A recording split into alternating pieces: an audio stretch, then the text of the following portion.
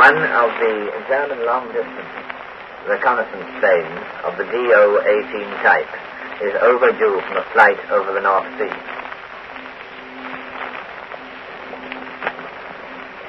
German troops have now occupied the fortresses of Oscarsborg and Dröbak in the Oslo fjords and have considerably strengthened the fortifications there. The fortification work at these 2 points was completed today, and at 10 a.m. practice shooting began, after the population of Oslo had been informed that it was to take place. The dismissal of all troops decided upon by the Danish War Minister and Admiralty has been practically completed by today, and no new recruits will be called up for the time being. The vessels of the Danish coastal defences are on their way home, and on arrival their crews will also be dismissed. Only a small Danish detachment will remain underarmed for the purpose of keeping order. The official Swedish news agency has published a statement denying the allegations made by foreign broadcasting stations to the effect that arms and ammunition had been found on board German ships arriving at Swedish ports. It is officially stated in Stockholm that these assertions are utterly unfounded. The Swedish newspaper, Folkets Dagblad, points out that the nature of Britain's action in Norway was clearly revealed by the landing of British troops in the northernmost part of Norway. This is no support for the fighting Norwegian troops, writes the paper, and goes on to say that obviously Britain's only intention was to gain control over the port of Narvik and the north of the country.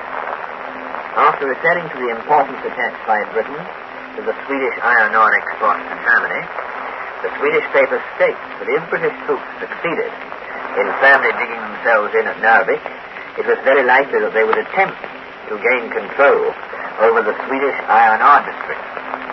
Such an attempt by Britain would lead to an open conflict with Sweden, concludes Folkets Dagblad, and would at the same time be a direct threat against Russia. Germany calling. This is the end of our news. You are now about to hear a dialogue.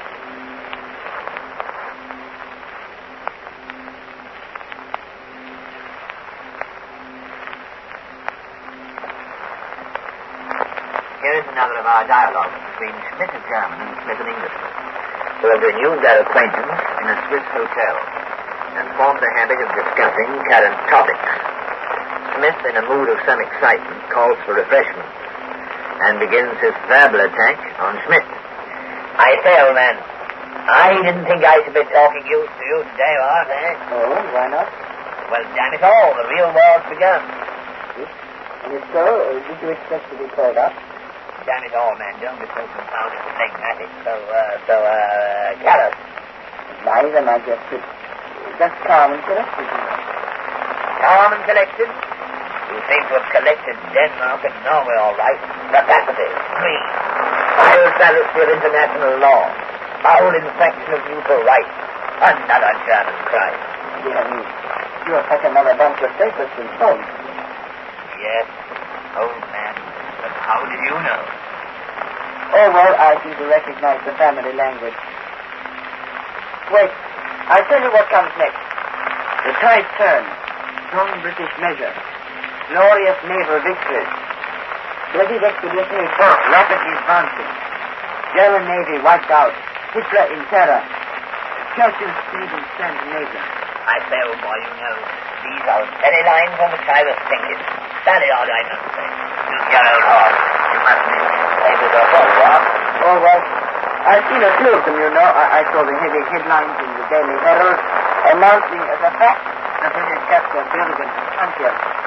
Then, in a subsequent issue, I saw an angry editorial cursing the government uphill and down there, rubbing to knives at the issuing of such blatantly false information.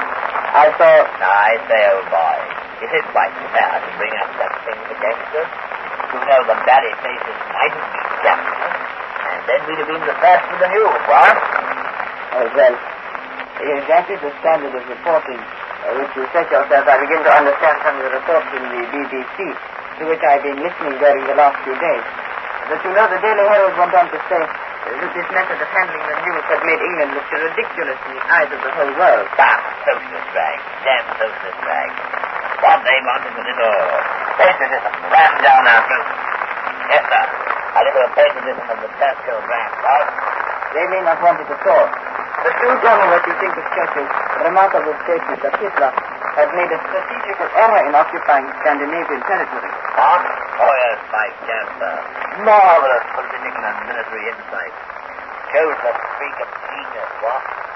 I mean, old fellow, a less gifted man would never have seen it. What? That is a matter of opinion. But would you mind telling me why you think this statement so marvelous?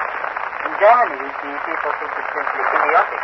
Ah, yes, that's because you Huns have no brain. Not a damned idea about strategy at all. Now, just look at what we have gained. That's what I'm waiting most curiously to hear. Well, my dear chap, you should study old Winston's speeches more carefully. You see, we've got the Pharaohs, and Winston will see to it that not one of your troops shall set foot in Iceland. Then, the Jasper Murgatroyd of the Foreign Office told me this morning that Greenland was the safest Bank of England. He also mentioned some other places with outlandish names, Spitsbergen, I think, Franz Joseph Land, maybe, I'm not quite sure. But anyhow, you needn't expect to lay hands on them. I do not think that any such expectation was ever entertained by our High Command. Neither have we any intention of annexing the North Pole. Oh, haven't you? Oh.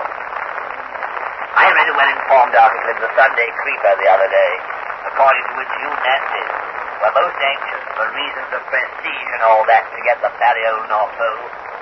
Not prestige, surely. What the writer really meant was that we wanted to get control of terrestrial magnetism and hinder your shipping by putting all your nautical compasses out of action. Well, I'm not a scientist, but even if you want to save some cash to do that time, Churchill's the man to stop. Gotta go, old man. I think you're pulling my leg. Well, not with that. But I was just observing with interest the readiness with which you accept any cock and bull story that is even said to have been published in your press. But do let us come down to something real and tangible. Do you mean to say that you are satisfied with all this talk about Iceland and the Faroes and other places equally insignificant to us from the strategical point of view? Well, old man, between ourselves, I'm frightfully interested in the Garrett Sea. Of our expedition report from the northern Norway. Round about Narvik, you know, what? Good lad. Can you mention any of these guarantees? Well, not yet, but you wait until the next batch of papers comes. Then I'll have something to tell you, all right. Anyhow, old boy, I'll bet you anything you like between you and Narvik. Well, we seem to be sometime losing it. But why do you think that we cannot hold it? Oh, damn it all, old chap, according to the staff, the railway's been blown up. There are no real roads to the south, so you can't maintain your barrier communications. The dear old town might just as well be in another country, what? Very interesting.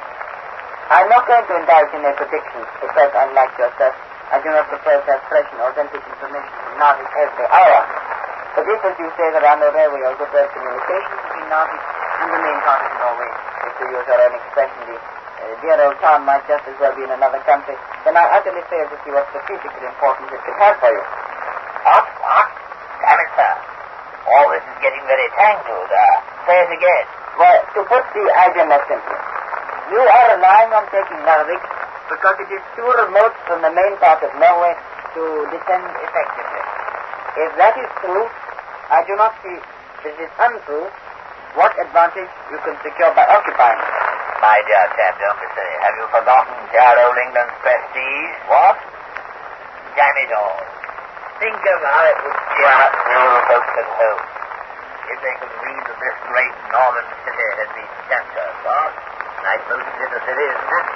No, not at all. It is a town with the distant wires of no strategical importance to us. We can get our arms out to the Baltic, and it will take you a very long time to build a railway under the supervision of the German Air Force. Oh, that's a nice way of putting it. I must tell that to the Johnson. But if Narvik is so bloody useless as you make out, why hang on to it? Well, it is no part of our plan to facilitate your operations, however pointless they may be. If you want to achieve a little prestige in order to keep the home front quiet, you must pay for it and pay the area tax. What my question is why you don't land at Prague and Bergen or say Oslo. My dear chap, I asked the Johnson for the very same question this morning. And he said, well, of course, you see, the Nazis are solidly entrenched for us. and the time is not yet right for another Gallipoli. Of course, if the public wants a Scandinavian Gallipoli, it can have one. But I think, my dear Joyce, that there's so much trouble brewing in the Balkans that we don't need to look for our Gallipolis in the frozen north. That's what he said to me, old son, word for word.